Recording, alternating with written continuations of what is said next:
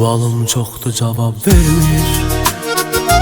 Günahım çoxdur, savab vermir. Həyatım keçdi əzablarla. Görəsən kimə o əzab vermir.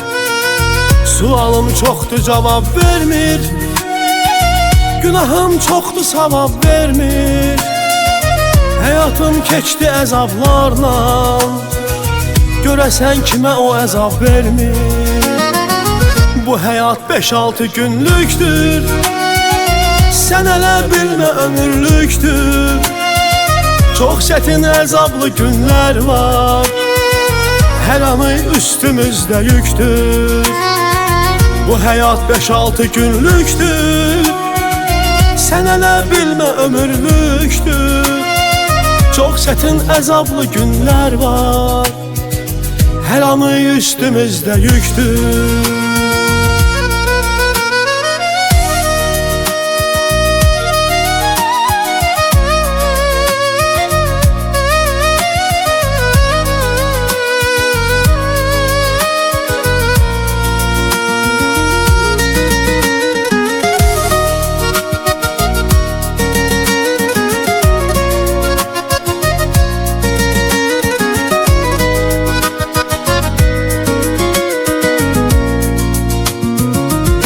Kiməsə pis, kiməsə xoşdur. Sanki dünya özü sərxoşdur. Öz aləmində yox olmuşdur. Nə danışsan, nə desən boşdur. Kiməsə pis, kiməsə xoşdur. Sanki dünya özü sərxoşdur. Öz aləmində yox olmuşdur. Nə danışsan, nə desən boşdur.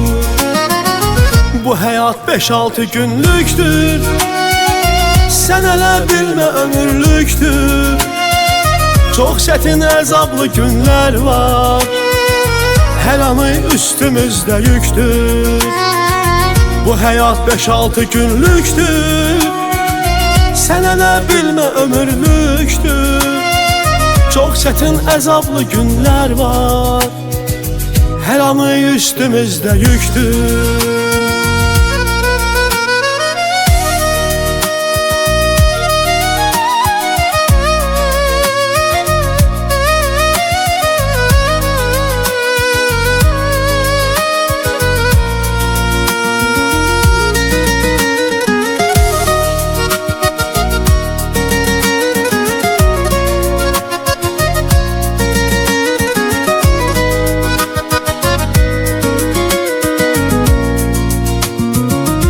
Elə bir qəribə dövrandır. Hər anı ağır imtihandır. Tanınmaz haldadır çox üzlər. Nə bilim dostu ya düşmandır.